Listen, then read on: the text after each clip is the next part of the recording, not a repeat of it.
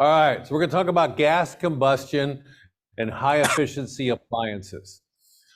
First, I want to just talk about basic fuel gas, and we've got a couple different types. So we have natural gas, which is methane, comes from the earth, natural gas, and it's basically colorless, odorless, and it is not poisonous.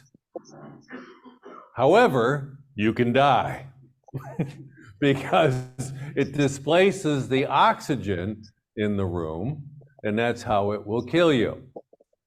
So it can kill you, but it's not poisonous. So natural gas is pretty common. I see it all over the place.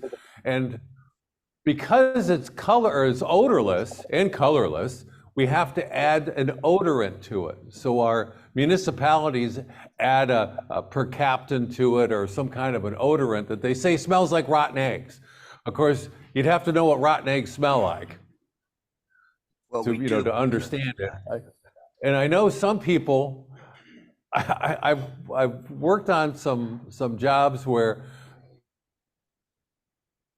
you can smell a gas leak when you walk in the house. You can smell that fuel gas. And the people tell me that, I said, can't you smell that? They go, yeah. But it wasn't concerning. No. They didn't understand that smell meant there's a fuel gas leak.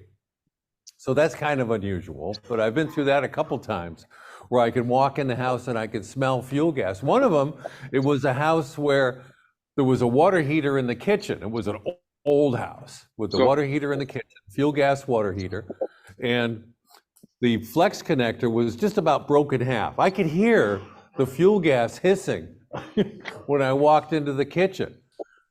And people were like, nothing's wrong.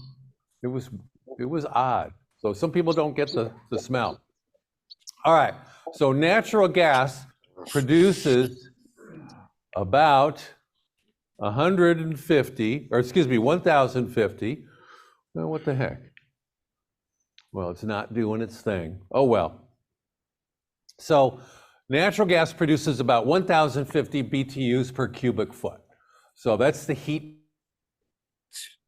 value. The British thermal unit is a measurement of heat. So that's the heat value of natural gas. All right, liquefied petroleum, also known as propane. Sometimes it's mixed with some butane. They're all flammables and they're all gas. And propane, though, delivers about 2,500 BTUs per cubic foot.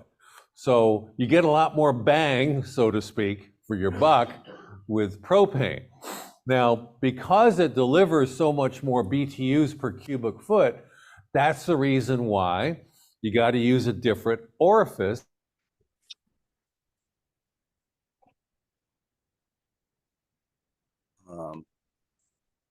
This is a much smaller hole in the orifice. Now, I don't know if anybody's ever seen like a range or a gas log connected to, that was designed for natural gas connected to propane, but you get one hell of a flame. And usually it's above, it's kind of riding high. Anybody ever seen that? Where you get I know, you get explosive ignition, kind of a little scary. Well, that means that appliance wasn't changed out for propane. So the installer is supposed to put the sticker on the valve. So that's a lot of BTUs. Now, butane is pretty much just used in like little torches, lighters, crack pipes, that kind of stuff. Crack pipes. Whoa, we got an audience there. Anyway, gas combustion requires fuel, oxygen, and heat. Remember the fire triangle from school? Some of you, maybe? No? You don't remember much from school, huh? Well, there's a fire triangle. Maybe that was Boy Scouts. I don't know. Anyway, you got to have fuel, you got to have oxygen, you got to have ignition, which is heat. The same thing with fuel gas. Now, Fuel gas inside of the piping can't burn. I've seen some inspectors write up in their reports that the gas pipe is too close to the flue. You know, like hard pipe, like black iron pipe was like this far away from the flue pipe, the vent connector or something. Danger, danger. Well, it can't burn inside the pipe because there's what? There's no oxygen. It's not going to burn, so that's not a big deal. So it's got to have oxygen to burn. Now, perfect combustion, if you have perfect amount of oxygen and you have, you know, perfect flame, perfect orifice, and no dust in the air, the products of combustion will be carbon dioxide, water vapor, and of course, what we want, heat. So you'll get those three, and maybe some trace elements, a little bit of stuff. Now that's in a laboratory. That's perfect conditions, which we're never gonna see in any house I ever inspected. You know, there always is gonna be something, and there's always gonna be dirt in the air. You've all been, a lot of furnaces are up in the attic. You've all seen where the ray of sun is coming in, and there's all that, whatever that's what makes me wear a mask. The attic, I think, is worse than the crawl space with all the junk flying around up there. So, perfect combustion, just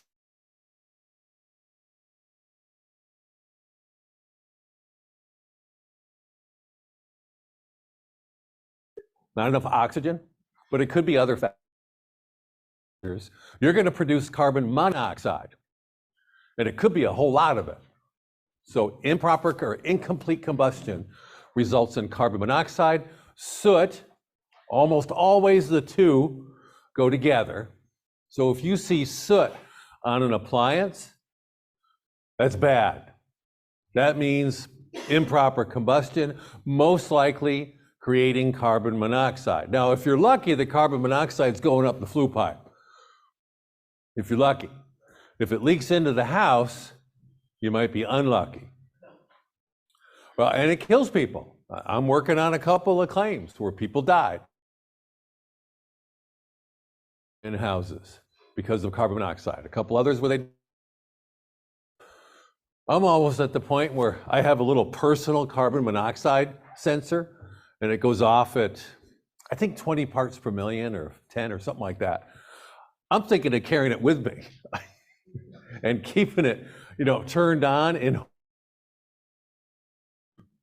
because I've read about several hotels where people, and I've worked on at least 3 claims where people have died in hotel rooms from carbon monoxide. So yeah, it's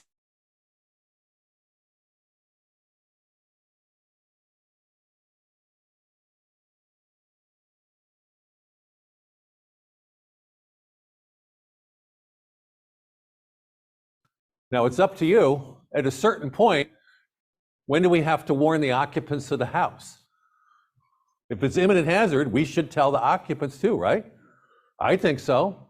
You're the last person, you're the expert, you're the last person there. You should tell them. So if there's soot on the appliance, that means something's wrong. And usually it's a lack of combustion air. Many times these appliances are located in a little alcove with a door. And of course, when we're testing them, the door's open. You close the door, that may create the condition where carbon monoxide is created. Now, I don't recommend that you close the door while you're in there. So if you see soot, that means something's wrong.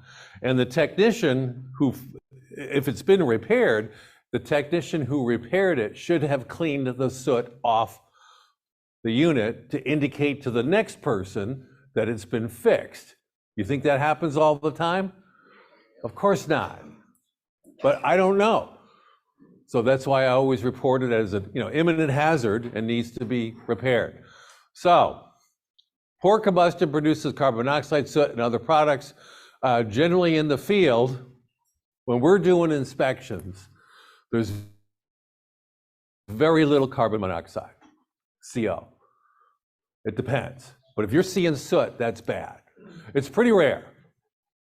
to find something that's bad, that's burning so poorly that it's creating CO, or enough to hurt somebody, then that's bad. Does anybody do combustion gas analysis? I didn't think so. It's not very common. Some inspectors in New England do it. They kind of made it a local standard because so many inspectors do it that like you have to. It's kind of like what happened with the built-in appliances. You know, when I started a long time ago, we never inspected built-in appliances in kitchens. But then we had this thing happen called scope creep because some other inspectors started checking them and, you know, advertised, hey, better value, we look at your appliances too. That pretty much everybody had to start doing it. So that happens in some kind of local areas too. But New England, a lot of inspectors will test for flue gas. They'll check for carbon monoxide content, and there's a maximum threshold typically that's specified by the manufacturer. Anyway, you don't have to. The flame should be blue for natural gas and propane. So blue flame at the tip, because you're always burning off in the air. There's dust in the air. You're always burning some off. So that's why you're going to have a little bit of yellow at the tip, unless you're in a laboratory condition where you can keep it, you know, in this perfectly filtered air without any dust in it, which doesn't happen in the field. Heck, the mechanical room is the freaking dirtiest room in the house, isn't it? There's all kinds of stuff in there. All right, so a little bit of orange / yellow at the tip is normal. And then anything that impinges is bad. So anything that is in the generally will create soot. Like the burners falling apart, parts of the water heater, you know, the pan inside, if you look at it, are falling down and they're resting on the flame. That's never good. That's called flame impingement. So anything that's in the flame is not good. All right, couple different types, or a typical burner on older style appliance. You can see here we've got the gas is forced through a little orifice, just a little hole, like a nozzle, and it's forced through, and then we provide what's called primary air, which provides the oxygen, and then we have ignition, which is usually going to be, you know, maybe a pilot light. Old school. New, it's going to be maybe a, you know, a flat plate type igniter. Could be an intermittent spark, the snap, snap, snap, little spark plug kind of thing. So whatever creates the ignition, and then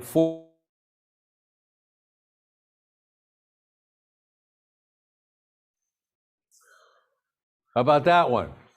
That's a lot of yellow. Yeah, I recommend that be checked. I think there's something, it's probably overfired, probably too much fuel gas, so it needs to be adjusted. But if that's a cooktop. You see that's a cooktop in somebody's kitchen. If you turn it on and it looks like that, that's pretty high flame. So that could be propane where it was a natural gas appliance. So too much fuel is being allowed into the appliance because with natural gas, the hole in the orifice is going to be bigger than you would use for propane because you get more BTU value with propane than you do with natural gas. You get almost twice, almost double. So it's a lot more, it's a much smaller orifice for propane gas. All right, so this, typical gun burners. Now I know it's on the side, that's because it's a furnace in the attic. You could just do this, yeah. So if you look at the flame though, that's like perfect. Now these are gun burners, where they shoot in instead of what we call ribbon burners. These are gun burners, and they shoot in, usually they're kind of loud. When you fire this one up, it sounds like a, you know, like a jet. I'm sure we've all heard them. That color is what I'm looking for. And it's really hard to get a picture of this too. Anybody ever tried to get a picture of the flame? Usually it comes out and there's like nothing there. So it's kind of hard to get a picture. But anyway, that's what it should look like. And then we've got some safety devices right here. That's what these wires are for, right there. There's going to be safety devices or prove-up devices inside that unit. So you want to make sure that the flame is burning properly or the unit's going to shut down. That's what it's doing. And we'll look at some of the safety devices in a little bit. Okay, here's some flames that we were able to screw around with in the laboratory. The left one, what do you think? That's not good, but notice it's the lazy flame pattern, and that's actually too rich. Not enough oxygen, too much fuel. And that's what the flame looks like. And if we were to stick a carbon monoxide sensor in there, what do you think it would do? Yeah, it would be alerting, get out. So, that's not a good flame. Now, number 2 and 3, they're not perfect either. Those are too much air, not enough fuel. That's what it can look like. Too much fuel, typically lazy flame, because you don't have enough air to get that point or that rigid type of flame. It's just being kind of lazy. And then the far right, that's a perfect flame, all blue, but not realistic in the field because there's always dust in the air. So you're not going to see that. If you do, it's an awful clean house because that means there's no dust. You're always burning off dust, so there's going to be a little bit of yellow at the tip of the flame. All right, now adjusting components in the field. I do not recommend that home inspectors do anything with adjusting. Don't move any of the screws or the air on any component. Fuel gas, oil, don't mess with them. If there's something wrong, recommend a technician. And if you think that it's bad, like this guy up here, where it could be imminent hazard, recommend that they get it fixed now because it's dangerous and people could die. I've put that in reports. It's not popular, that I can tell you. You put, people could die in a report. I've done that about decks too. Bob? At least once in the last 15 years, I've called the realtor, the listing realtor, and said, Yep. Tell the people do not come home until this is serviced. Because I was wearing a pilot monitor at the time. Yep. I walked in the house and it went off. Oh, that's bad. I was done. Yeah, I recommend that inspectors definitely wear a personal carbon monoxide type of a beater. They're what are they, like $120? Yeah, it's relatively cheap. And what I do is I turn it on at every inspection when I start, and then when I'm done, I take a picture of it. And usually it's reading 0, Yeah. Normally. I take a picture of it, and I can just keep lives in the file with the report that when I left, there was 0 carbon monoxide.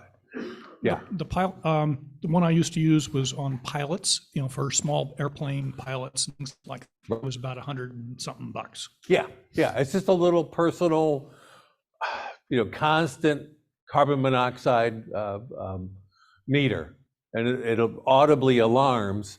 I think when it hits 20 was my recollection. So 20 ppm, parts per million, it will alarm. And that's the one I'm thinking of taking in the hotel with me now, just because I read so many. I worked on a claim about 5 years ago where 7 people died in a hotel from carbon monoxide at the same time. 7 people. That's scary. All right, so air and fuel mixture is important. If you don't have the proper mixture of air for the oxygen, All right, we're going to get back to work. And we were talking about gas. And we're going to continue to talk about gas until, well, we got another hour. We got plenty of time. Look at that. Plenty of time. All right. So we talked about flammability of gas.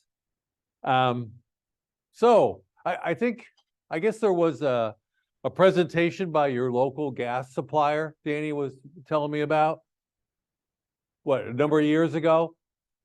Where they showed the gas, a cube full of fuel gas and then a flame in it, and it doesn't ignite. And oh, hot coil. Okay. Well, that's kind of what this is about here.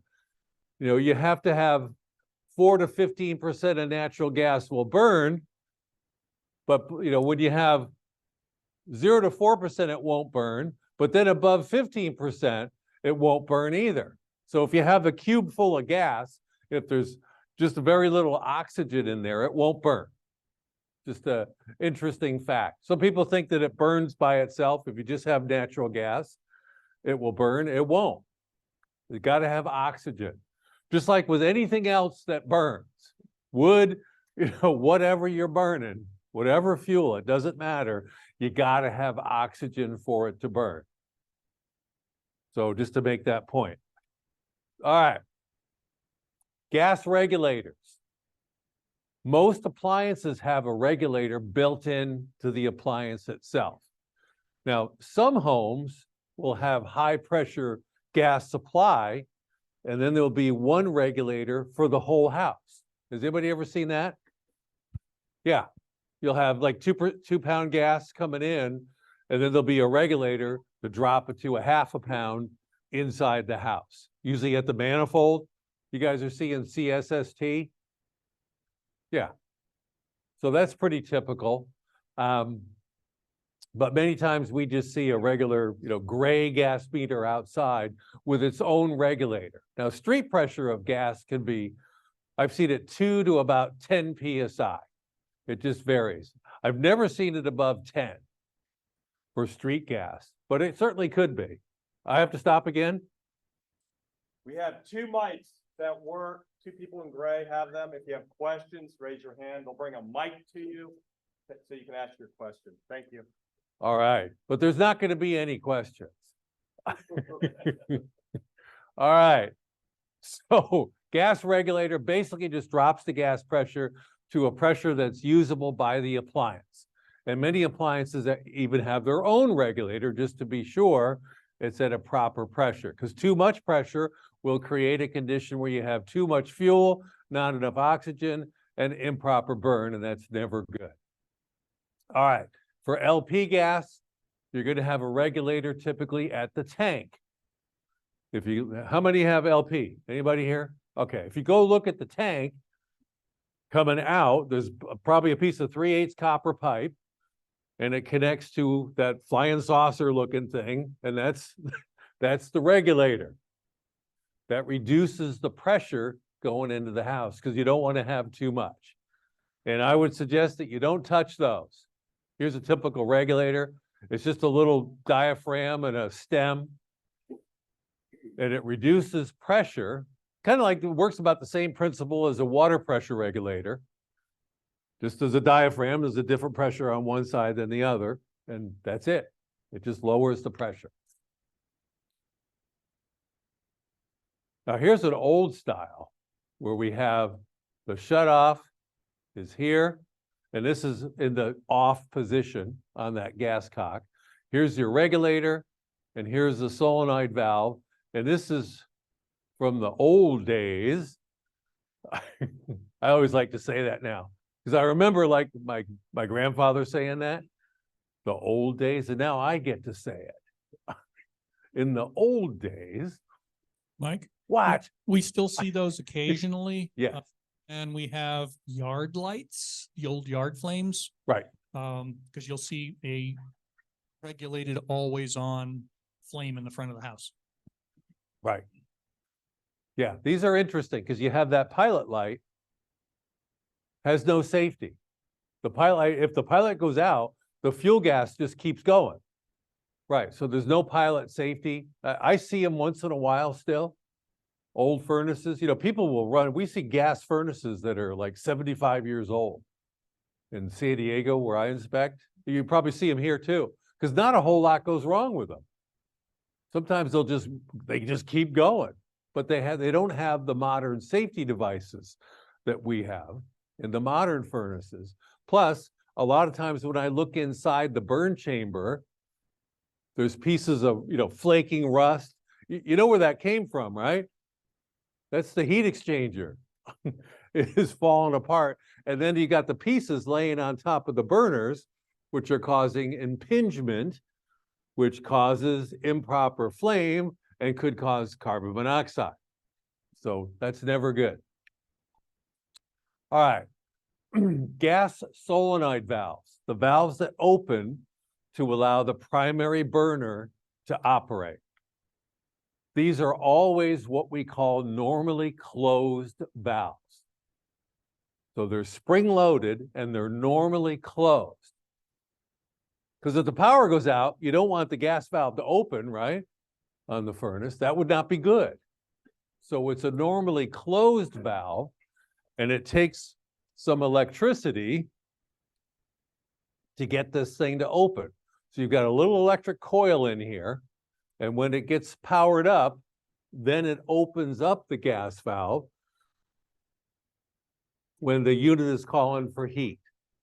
But otherwise, it's normally closed, which is a good thing. A gas valve should be normally closed for an appliance. All right, so diaphragm valves, many different types. Here's another one. They're pretty complicated inside. We don't inspect them, so we'll kind of buzz through that. Here's another heat motor controlled valve. They all require electricity or some kind of heat to get them to work. These are the gas valves on the heaters. Now, water heaters, a lot of those are what we call millivolt, and they use a current that's generated by the flame to get the valve to open. Because most water heaters, you don't plug them in, right? Unless they're high efficiency. So they use millivolts that are generated by the heat. All right, combination gas valves. This is pretty much what we see today. They're combination regulator and gas valves. This is what you're going to see on modern water heaters and furnaces. Now, how about standing pilot? You still seeing those? Not for many years. Yeah, once in a while.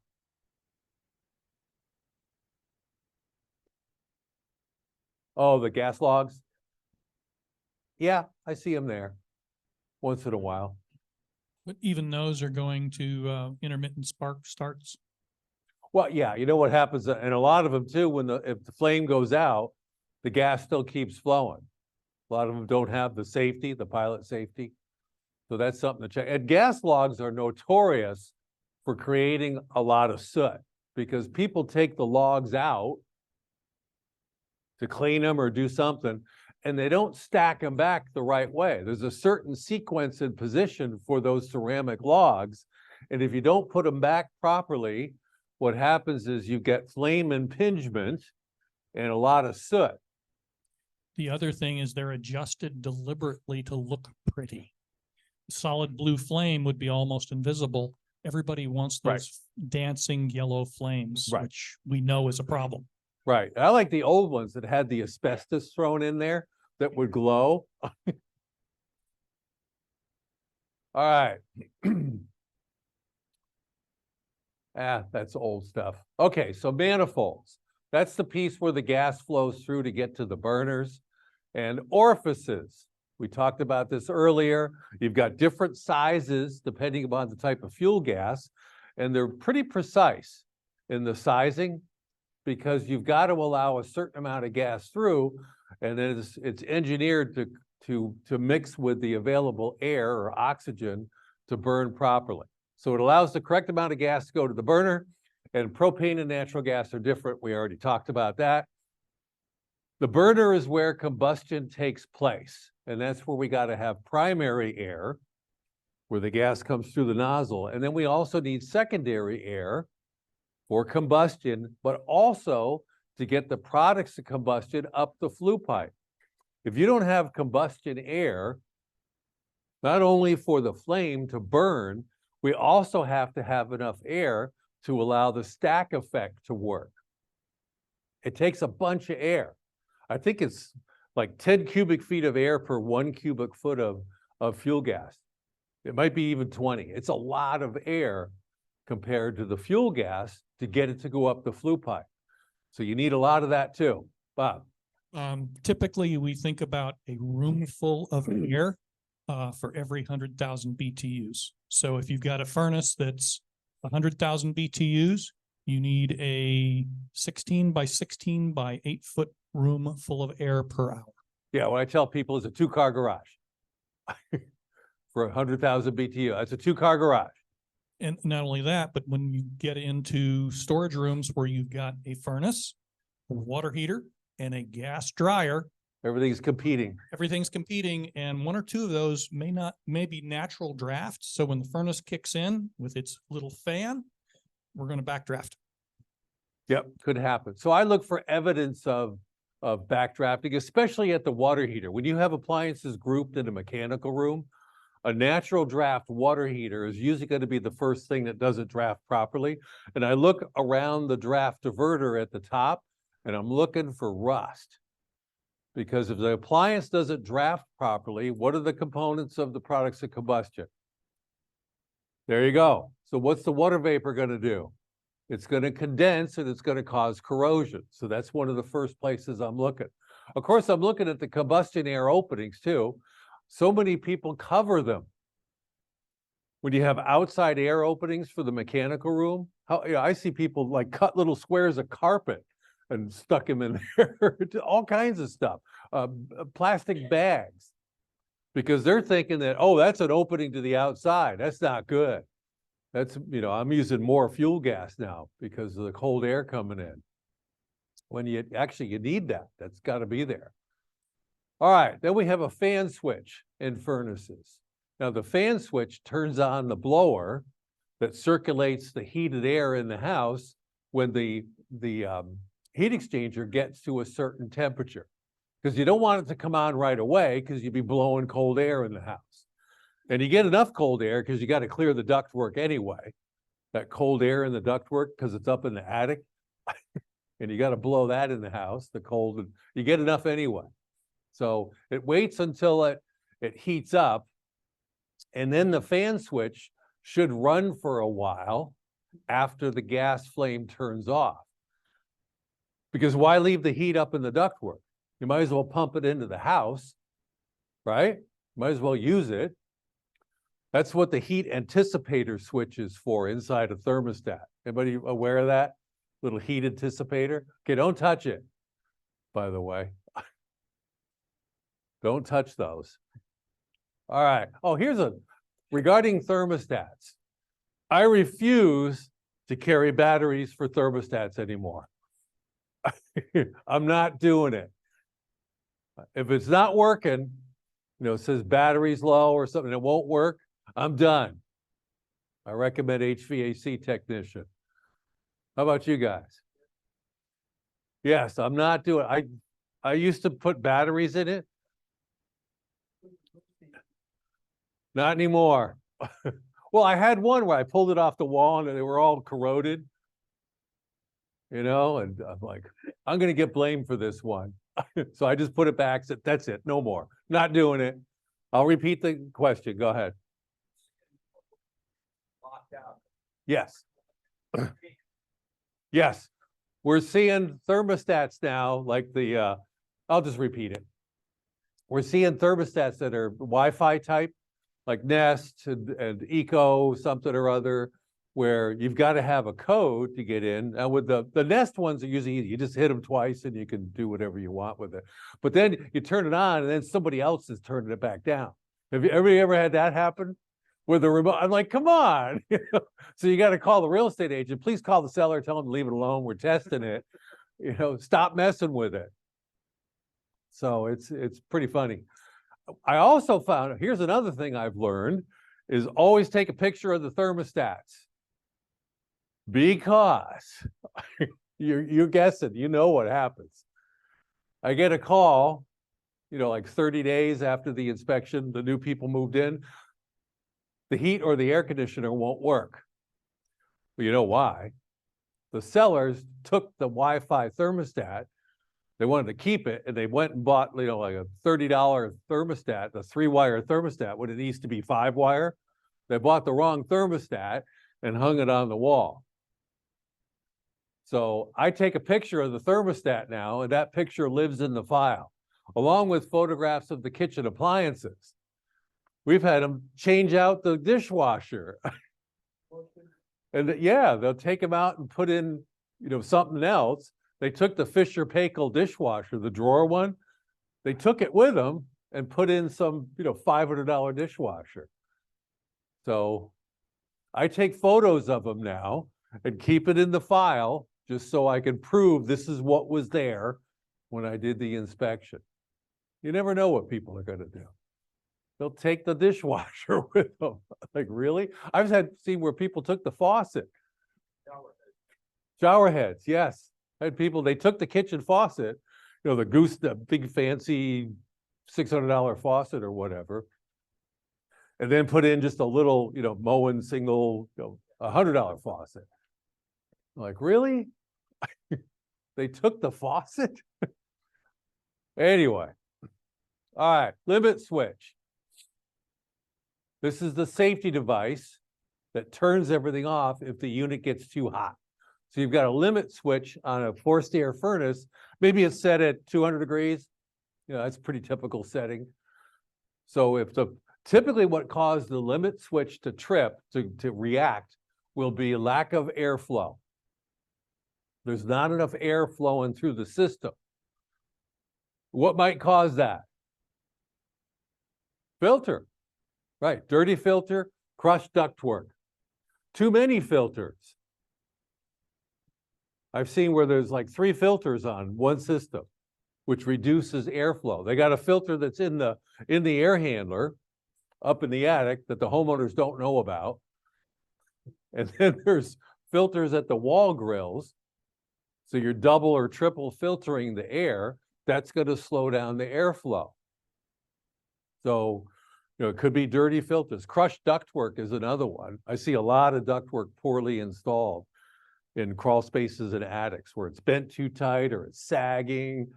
All that stuff will restrict airflow and affects the performance of the unit.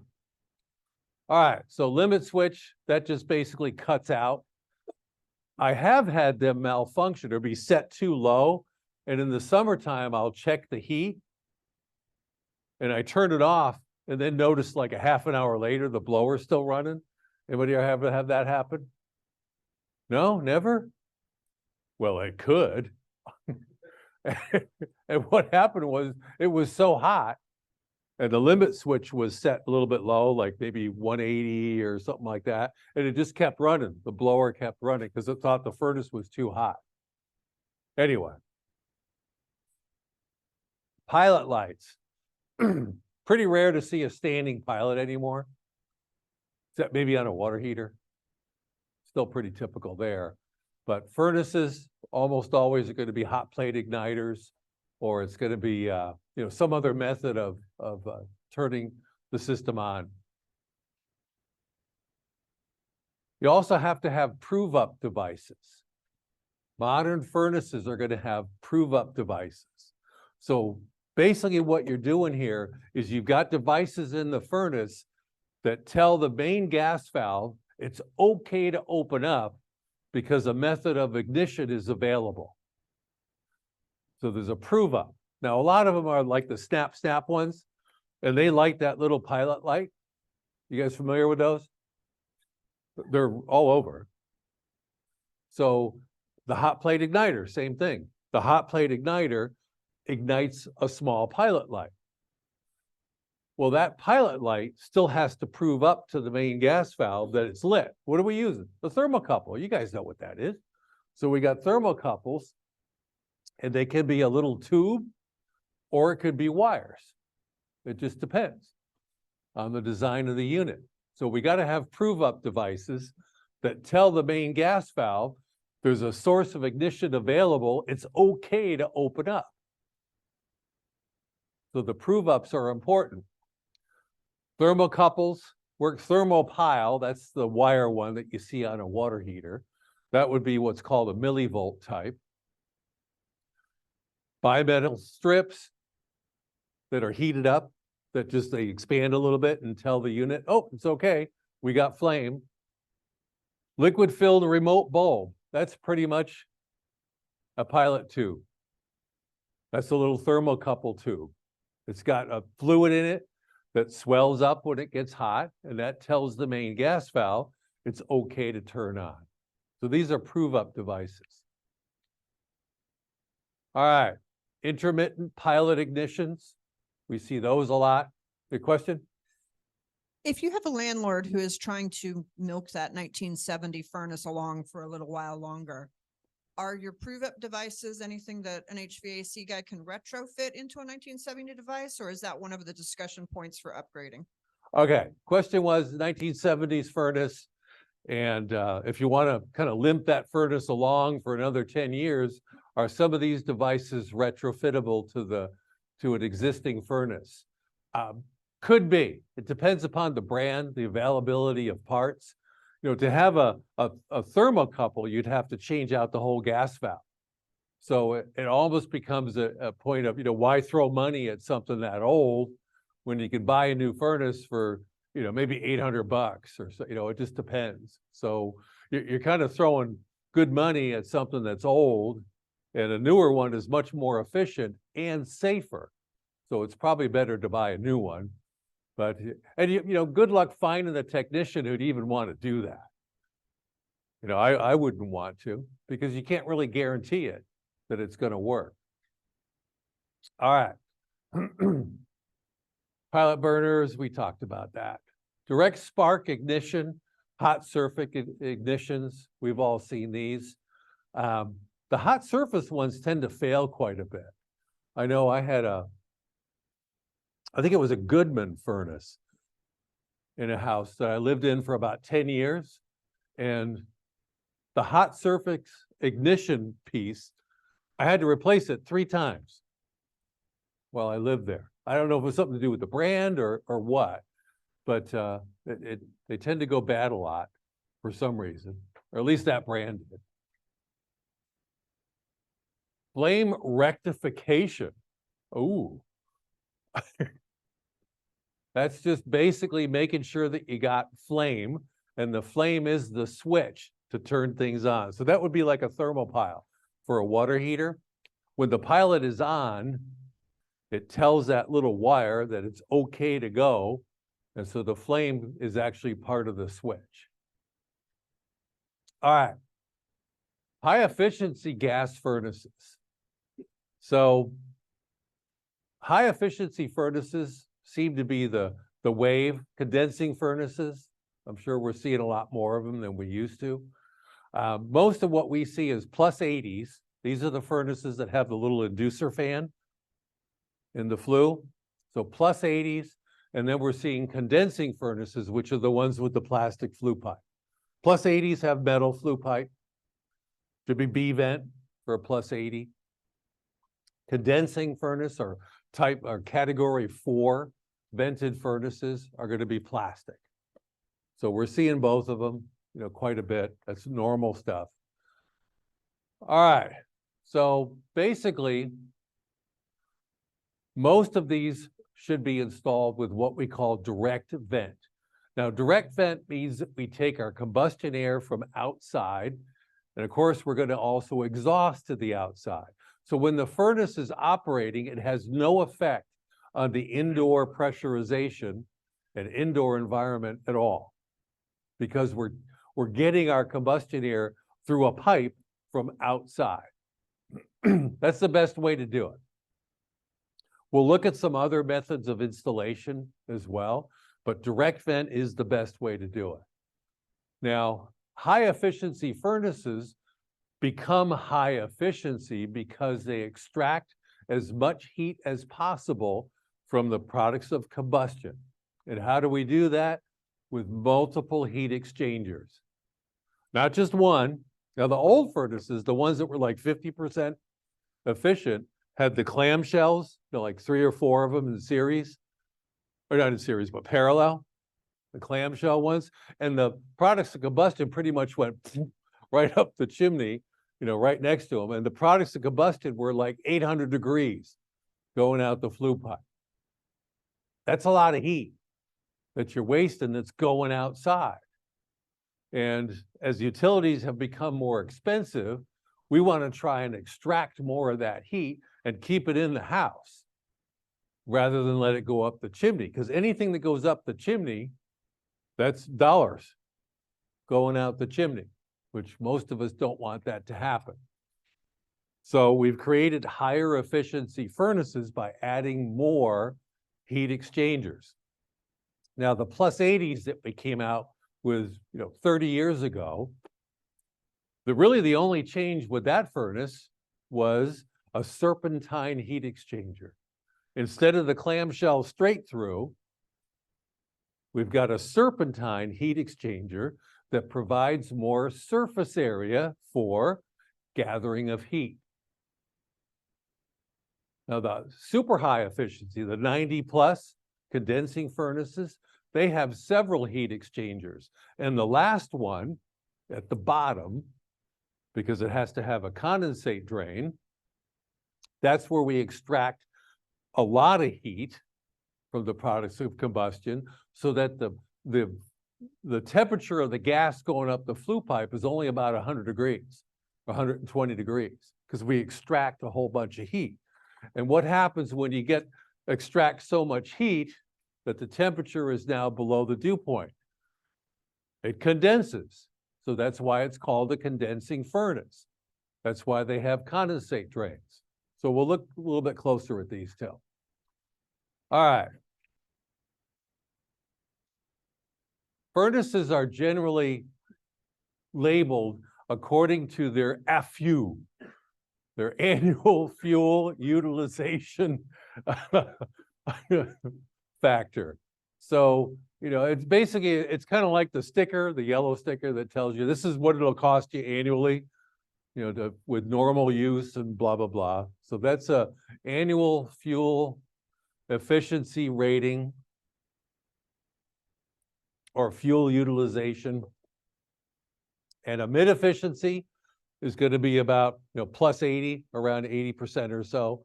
And then high efficiency can be up to 97%. Most of them are like 92, the condensing furnaces. We're also seeing two-speed furnaces and two-stage furnaces, where the gas flame in the furnace modulates. The size of the flame gets larger the colder it is outside, which means higher demand. Anybody seen these yet? Yep, they're pretty cool, where the flame modulates depending upon outdoor temperature. So that's a way to save energy too, because you're basing your firing of the furnace on the outdoor temperature. We know when it's 0 degrees out, you're going to have much more demand than when it's 50. So that's a way to save money too. So you might see some of these. I've seen a couple in residential. They're real popular in commercial, if you do commercial inspections. Also, variable speed blowers, right here. These guys. I'm sure you've seen these. That's real, especially with heat pumps. You're going to see the variable speed blowers, the different speeds that when you hear it as you're walking around the house. So that's pretty common. That's a method of saving energy. Okay, gas piping. Now, we're not required to do pressure testing on gas piping, right? Anybody here do that? I didn't think so. So we're not required to do that. How about gas leak testing? That's pretty much pressure testing. Now, if you smell gas, should you alert the clients and the homeowner? Probably. Are we required to pinpoint the leak? Anybody use a combustible gas sensor, like a TIF? You guys use them? Okay. They're pretty sensitive. I have one. I don't use it very often anymore because if I smell gas, I recommend a plumber because there could be multiple leaks. You know, they should pressure test the system, repair any leaks, you know, or repair leaks as necessary to assure that the system is gas tight. And then I'm done. But the TIF will help you pinpoint if you want to. Now, the pipe sizing varies depending upon the BTUs required for the component. Now, we are not required to calculate fuel gas piping. However, I think we should be cognizant when the gas piping is severely undersized. And usually that happens when homeowners or whoever, they add something. And I've seen quite a bit where people will add a pipe to like a 1/2-inch gas pipe that feeds a water heater, and they'll take out the sediment trap plug and put in a T and connect a gas dryer to it. Anybody seen that? Okay, well, both of them running concurrently is probably too much demand for a 1/2-inch pipe. So it could be an issue. Plus, there should be a permit for that. So I would recommend, you know, inquiring regarding permit, which of course the seller, oh yeah, we got one. You know, do you have it? Can we see it? Anyway, so lots of different types of materials. I see wrought iron, black iron. We're also allowed to use galvanized. You guys use galvanized for fuel gas? No? Yes? It depends upon where you're at. So black iron is probably the most common. And then we see CSST. We see both yellow and we see the black. So the yellow is the older stuff, which we'll talk about in a minute here. All right. There should be. Sorry, Mike. Yeah. We also have copper on propane. Yes. The comment was copper on propane. Now, when it's copper, it's supposed to be labeled every 6 feet fuel gas, so that somebody doesn't, you know, who's untrained doesn't cut into it thinking that, or install a saddle valve for the ice maker on the propane. Well, it's happened. It has. So you want to make sure that people, the other option is to paint the whole pipe yellow. You can paint it yellow. Mr. Vaughn. Yeah, it has to be painted yellow. Yes, Yeah. right. And sticker. And stickered. Of course, you got a certificate to install this stuff. Oh, the CSST? Oh, the copper? Yeah. Oh, you got one of those little things? All right. Yes.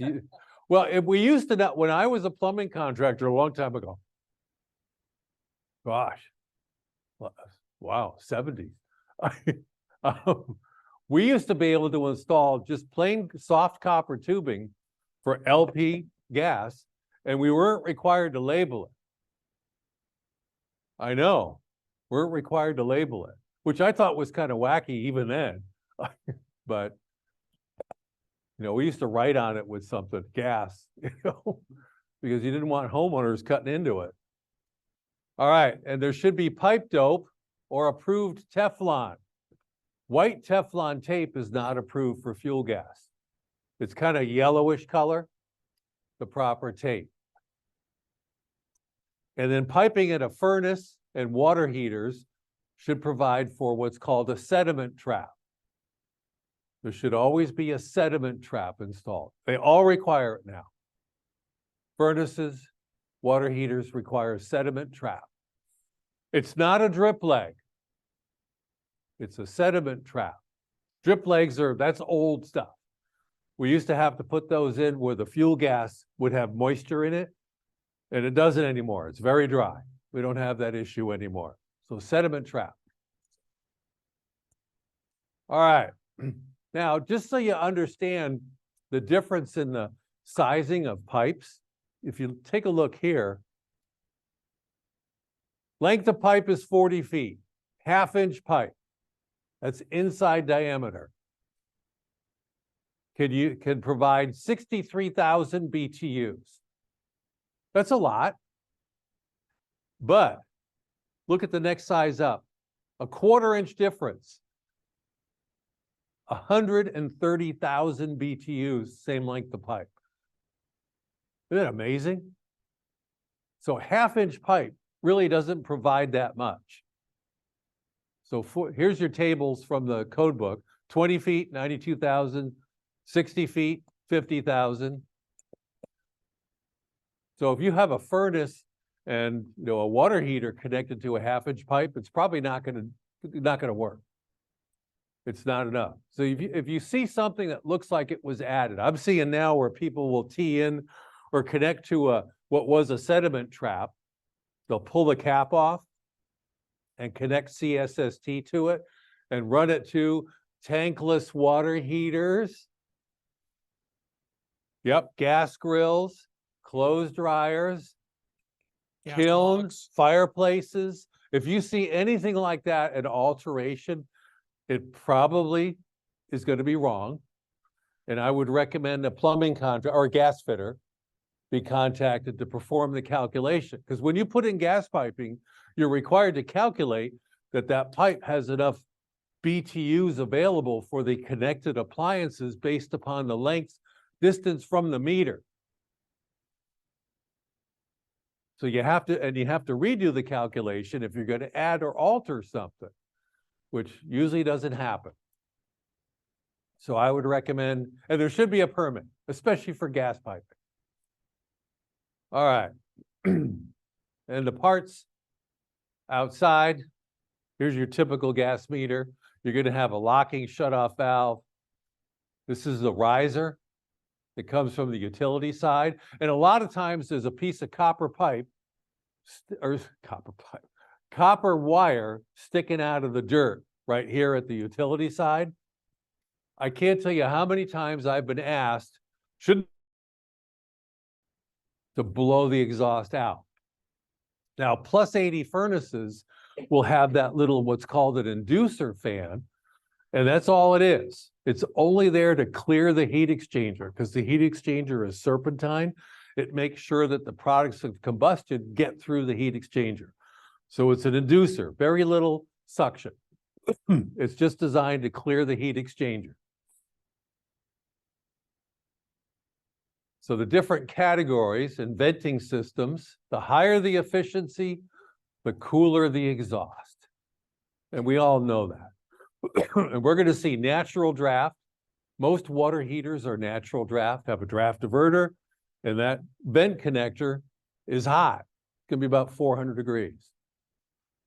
Induced draft, category 1 vent again, but it's going to be a little bit lower because we're using a serpentine heat exchanger in the furnace. And then condensing, category 4, that's going to be plastic pipe. That's Cat 4. Draft hood equipped appliances are category 1, always metal flue pipe. Now here's something I've run across a couple of times recently where the house had a condensing furnace. Furnace goes bad. Somebody comes in and brings in a plus 80 furnace and connects it to the plastic pipe. What happens? Yeah, it was starting to melt. So when you see that, that's a good sign something's wrong. But people are doing it. I don't understand how that happens, but it does. All right, category 4, that's always plastic pipe. And there's 2 ways to install them. There is direct vent method, and this is important. This is the venting stuff that's a lot of people are getting it wrong. All right. What'd you do to me, Hollis?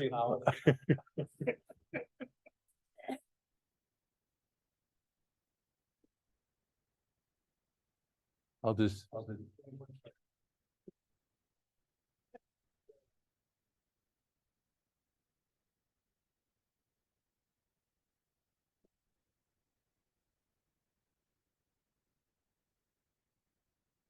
You still got, oh, yeah.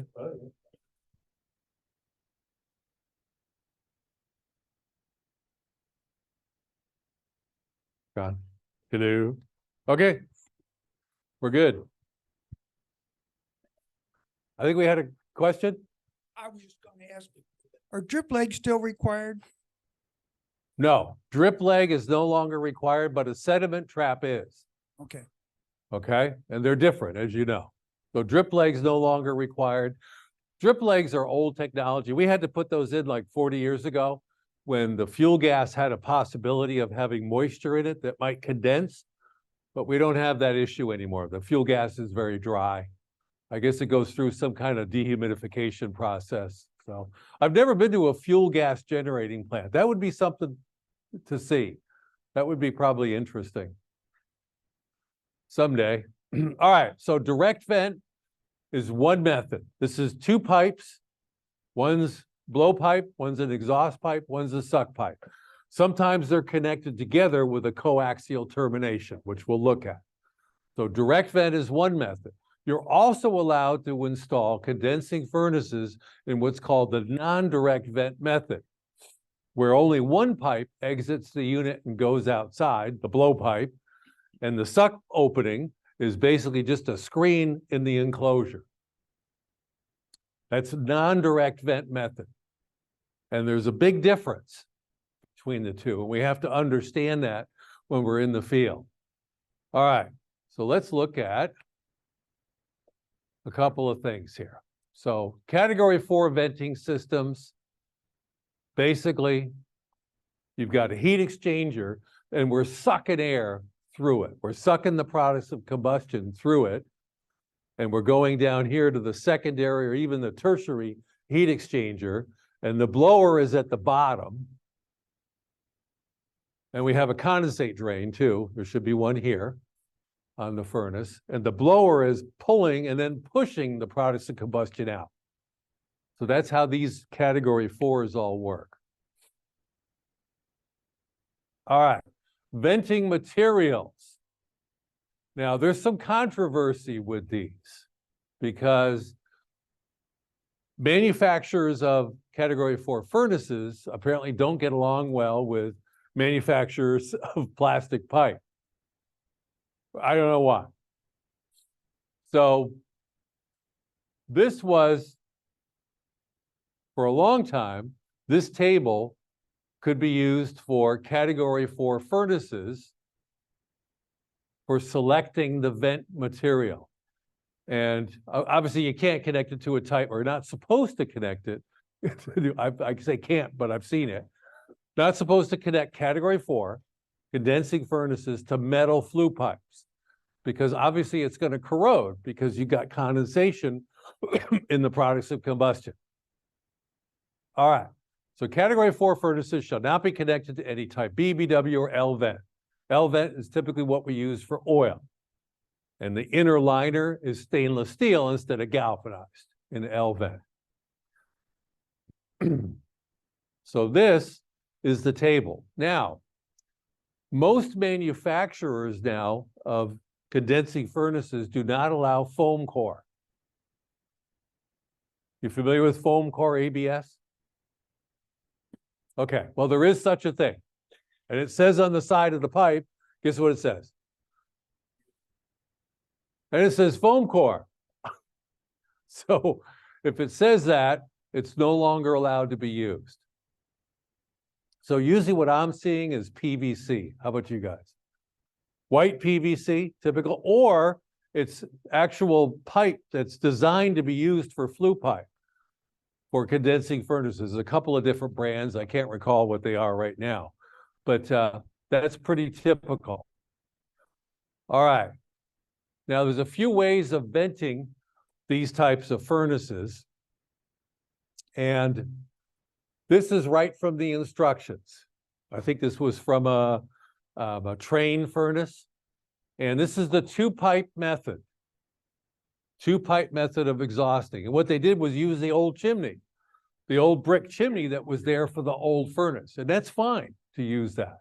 So one pipe is the exhaust right here. They recommend an angle cut on it, by the way. I don't know why. And then this is the suck pipe, and it should have a gooseneck on it. Question? I think the reason why there's one cut that way is so somebody can't put a cap on. Could be. Somebody else told me it was so the birds don't hang out on it. Yeah, I don't know. Could be, but they recommend the angle cut. I think somebody told me at one point, but I forgot. Too many things to remember. We were just talking about why that has an angle cut for those of you online.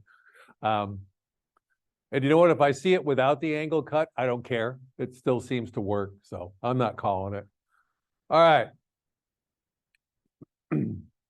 So we've got, let me just go back here. Yeah, that one we talked about. Now, keep in mind these terms. Direct vent means two pipes go outside. Non-direct vent, only the exhaust goes outside. So sometimes you'll only see one pipe. And that's telling you that you're looking at a non-direct vent installation. Also, when you're looking at the flue pipe, it should always slope back towards the furnace. The plastic pipes that vent a condensing furnace should always slope back toward the furnace. They need to slope toward the condensate drain because you don't want the liquid building up in the pipe. Sometimes you can hear it. I've been running, sometimes I'll be running one of these furnaces and I can hear the gurgling inside the pipe because it's not properly sloped, or there's a trapped area coming out of the furnace that came out horizontal and it sagged and there's water caught inside. So always slope back toward the furnace. And outside, there should be about an 18-inch difference between, or distance between the two pipes. I'm not walking around with a tape measure, by the way. Visual approximation. Now, many times, the termination is a coaxial connector, like this. And the exhaust pipe is in the middle, and the suction is right here, around the underside of that cone piece that sticks out of the house. Here's some more direct vent. Two pipes go outside, up through the roof, and they're just using jack flashings. Pretty normal connection. Here's the coaxial type connection, typical. Here's what it looks like from the attic. Normal stuff. Now, I did find one once where they mixed the combustion air was connected to the straight right here, and the exhaust was connected over here, which is backwards. It still worked, but it was incorrect. And it was just very unusual. It was kind of interesting. And the only way I caught it is I was walking around the outside of the house, doing my first part of the inspection. I do the outside first, and I'm walking around, and the coaxial connection was like this high. It was right in front of me, and I could hear the furnace running. And I put my hand over it because it sounded weird. And the exhaust part, it was sucking air. Oh, that's backwards. So, being able to pick it up visually is probably, when you're in an attic, and this thing's down in the basement, is probably not going to happen. But I happened to catch it because it was a sidewall. But that's typical. Here's poking through the roof. Now, yes, that's a sloppy flashing, but I just want to illustrate what a typical type of termination looks like. Now, here's non-direct vent. Only one pipe's going outside. Question? There's right there. What's your clearance for the PVC pipe going through the roof? Is it an inch, 3 inch? Okay, what is the clearance? What's that? It doesn't get very hot. It does not. So the clearance above the roof surface for that combo vent or the two single pipes is typically going to be a foot. Width wise, for the hole. Yeah, like again, where you have inch or 3 inch clearance. What is the- Oh, okay, the annular space in the wood where you drill the hole for the pipe to go through. Yeah, it can be touching. It doesn't matter. Yeah. Yeah, it could be, because it's such low temperature, but then the clearance above the roof where it snows, like here, should be like a foot. But where I live in California, it's 6 inch minimum. But the pipe can touch. The problem with that is it might make noise because of expansion and contraction. And I've got about 1 minute and we will finish up here. Here's another non-direct vent going through the roof. Okay. To the exterior. They should never intermingle. Okay? I'm gonna use 30 seconds of your time, Mike, and say you can't do that with a water heater either. Any category 4 appliance. Yep. Quick. Talk about clearance from exhaust to windows. Right now, I'm going to talk about it. Right now. So the tables in the IRC are in the manufacturer's instructions. You need to make sure that you understand what you're looking at first. And second, that you're looking at the right table. So right here, these are non-direct vent. So they're taking their combustion air from the room where they're installed. There's one pipe going outside. This table is for non-direct vent. Now here's the problem. It looks just like this one. But look at the label. This is for direct vent. And that's typically what you're going to see. And if you look at, say, B, the distance from a window, an openable window or a door, usually they can be about a foot away, right? Yeah, 12 inches. If it's direct vent. Now, let's go backward. If it's non-direct vent, it's 4 feet. Below or to the side of the opening or 1 foot above. So big difference in the distance between building openings, depending upon whether it's direct vent or non-direct vent. Everybody see that? So make sure you understand what you're looking at. And if you want to look at the instructions, I just happen to know it's 4 feet for just about all of them when it's non-direct vent, and it's a foot when it's direct vent. I know it because I get the question all the time from inspectors that send me a picture. Is this okay? Well, I have to ask them, is it direct vent or non-direct vent? So you have to know the difference in what you're looking at.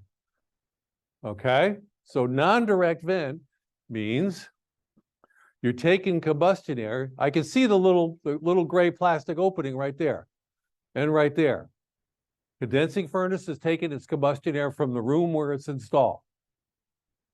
Direct vent, the pipe goes outside. Okay? And these rules apply for non-direct vent. These rules for direct vent. That's it. All right? Sorry, I went 3 minutes over.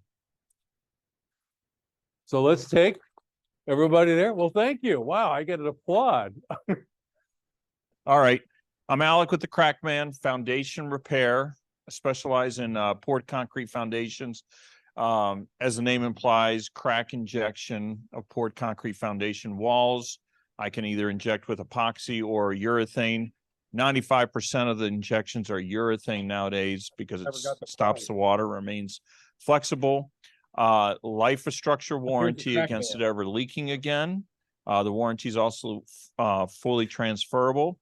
I also inject around water line penetrations, sewer line penetrations. Yep. Same warranty applies to that, stop water intrusion.